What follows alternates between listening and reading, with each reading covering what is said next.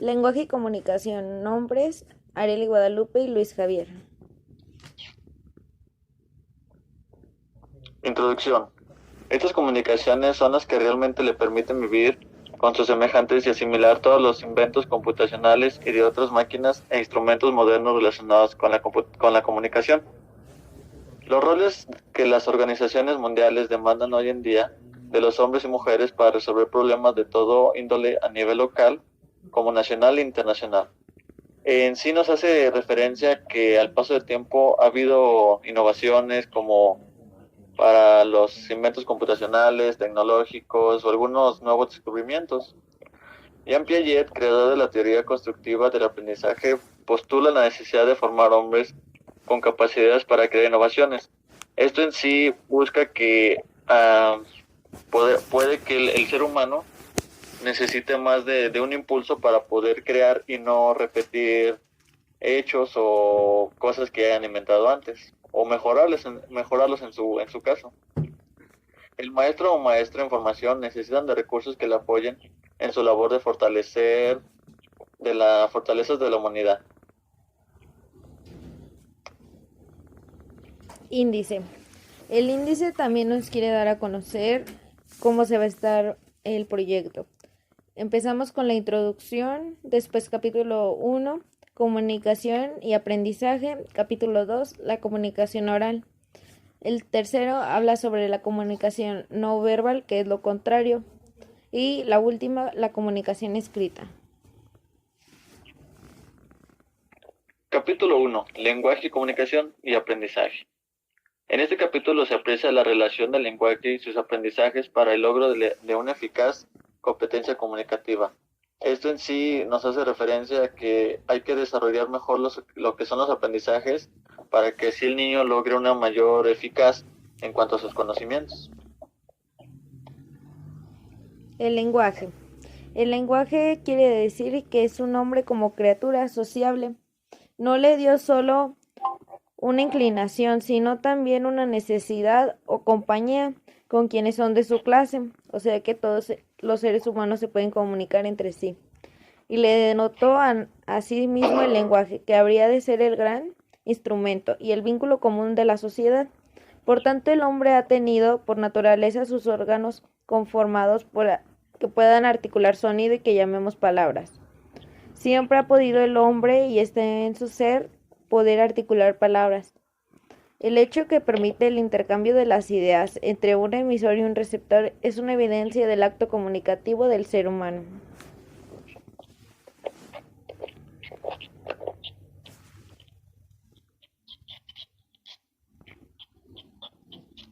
La comunicación. La comunicación se puede explicar mejor si partimos de la consideración del proceso biosocial del ser humano. Así iniciamos este recorrido con las funciones de la memoria, tanto neurológicas como psicológicas, las cuales se producen en el sistema nervioso central. Es un proceso interactivo e interpersonal. Influye en este acto básico de la comunicación las actividades mentales y emocionales, las convivencias culturales del mundo físico, los hábitos presenciales. Esto en sí nos indica que la comunicación tiene que ser entre dos personas y así podemos nosotros de una mayor manera sentir o expresar o comunicar lo que sentimos, las culturas que llevamos y los hábitos que de repente muchas personas tienen. La evaluación de los actos comunicativos. Como en todo proceso de aprendizaje hay que llevar a cabo una evaluación. Para conocer los objetivos planteados han sido logrados, hay que recordar algunas pautas y principios sobre ellas.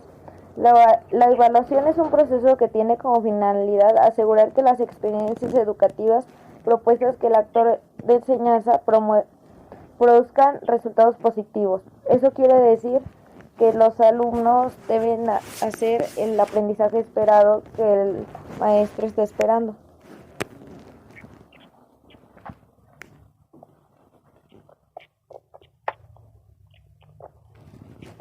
Capítulo 2. La comunicación oral. El habla y la competencia comunicativa, mejor entendida como competencia interactiva, que determina cuándo, cómo hablar dependiendo del tema del interlocutor o interlocutora, del contexto. del momento ocurrionista son aparecidas en las conversaciones cotidianas. Esto en sí nos hace referencia a que cómo hablar con una persona o en qué momento podemos hablar con esa persona para así determinar un definido tema o alguna conversación de investigación o cualquier cosa que queramos comunicarnos con otra persona. Cerebro, pensamiento y lenguaje.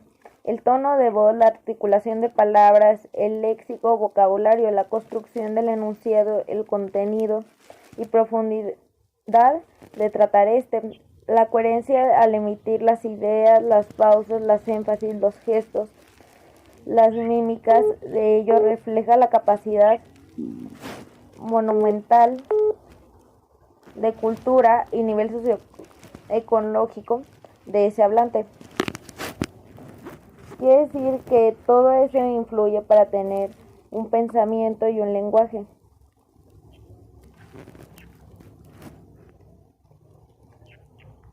Adquisición de la primera lengua. Cuando un maestro o maestra recibe a un niño en sus aulas de clase con un repertorio amplio y con una estructura lingüísticas completas, no evoca las etapas de adquisición de esos lenguajes, ya que traen consigo. Esto sí nos hace referencia a la primera adquisición del lenguaje, que es la que adquirimos al estar dentro de nuestras madres, que es el primer sonido que nosotros recibimos al nacer también, en la lengua. Es muy cambiante la adquisición del lenguaje, de la primera lengua, dependiendo del lugar donde hayamos nacido. La conversación. ¿Cómo se da la conversación? El origen del lenguaje es social. El primer lenguaje o su primera función de utilitaria, la usada para interactuar con otras personas. Si bien existe la expresiva, la connotativa, la poética y otras, que esas son las funciones del lenguaje, las cuales llevan la intención a una comunicación y de una reacción. Este proceso de interacción en la expresión verbal, el hablante se refleja en la convención y el diálogo. Es cuando propicias una conversación con otra persona y la forma en que la hablas.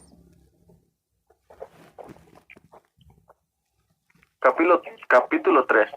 La comunicación no verbal. Representación de los signos en estas instrucciones son las ciencias que han encargado del estudio del signo.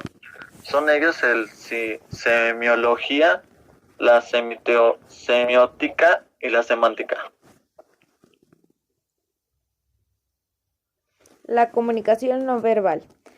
Esto se refiere al intercambio de sentimientos que no se expresan con palabras, sino con señales de voz, sin articulación, con gestos corporales o expresiones faciales y por medio de estructuras e imágenes espaciales, culturales y artísticas. Los estudios han llegado al grupo de señales con voz sin palabras, paralingüísticas, al grupo de los gestos corporales o faciales, kinestésicas, y el grupo de estructuras espaciales, proxémica.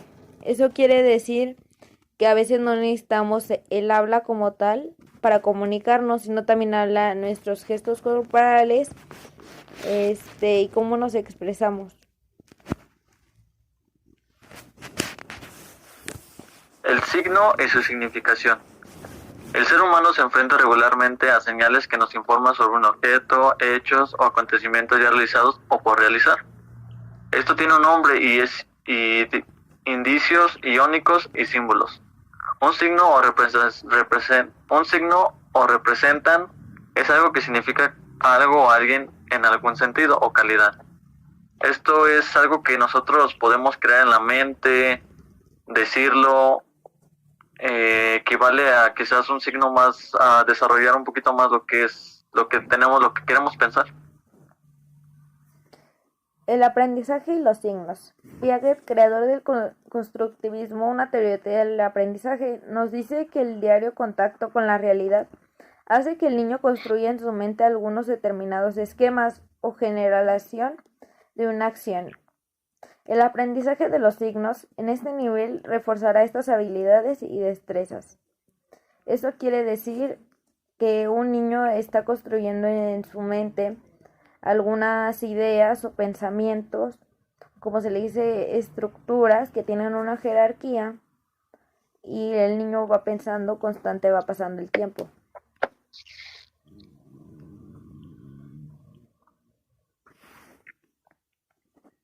La comunicación escrita. Si el lenguaje es visto como un sistema para interactuar y como tal construir significados, las habilidades de lector y escritura deben enmarcarse y desarrollarse tomando en cuenta ese mismo enfoque. La interacción es entre el lector y el escritor o autor del mensaje. Proceso de la comunicación escrita y la escritura como una necesidad del ser humano para comunicarse a distancia y para dejar una huella permanente en su vida en el mundo real. Esto en sí nos habla de la necesidad que todo ser humano tiene, la necesidad de comunicarse, ya sea por mensajes o estando frente a otra persona.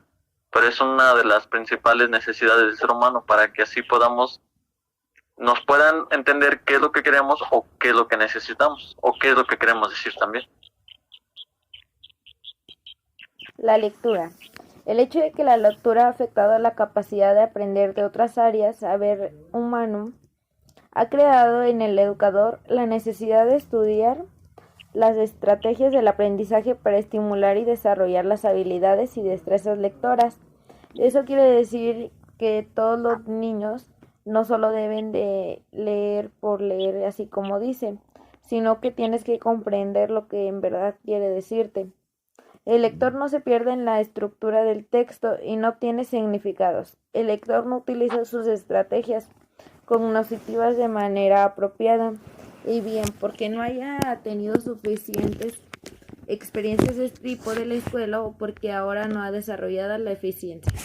Eso quiere decir que no todos los niños están capacitados como tal para enseñarse a leer como tal. La escritura. Es una representación gráfica del lenguaje que utilizan signos convencionales, sistemáticos e identificables. Consiste en una representación visual permanente del lenguaje que le otorga un carácter transmisible, conservable y vehicular. Esto hace referencia, en sí esto es lo que nosotros queremos plasmar, ya sea en una hoja de libreta o lo que queremos nosotros escribir a otra persona. La concepción de escritura como un hecho lingüístico cuya esencia consiste en reproducir significados. Aprendizaje, metodología y evaluación. El acto de escribir se produce porque las letras son traducidas a patrones kinestésicos, prácticos de escritura, que activan las áreas motoras eferentes, induciendo las manos, los dedos a escribir las palabras sobre el papel. O sea, todo nuestro cuerpo trabaja para que podamos escribir o hacer una oración. Es un proceso cognitivo porque intervienen en ella tanto los esquemas mentales como el entretenimiento de metacognitivo. Eso quiere decir que nada más se plasma así como mentalmente, también se puede hacer en teoría. La producción escrita o también requerida de procesos estructurales tales como la planificación y la textualización y la revisión. Esto quiere decir que tienes que planificar la estructura del proceso que quieres llevar a cabo para después revisar y saber si estás bien en tu proceso.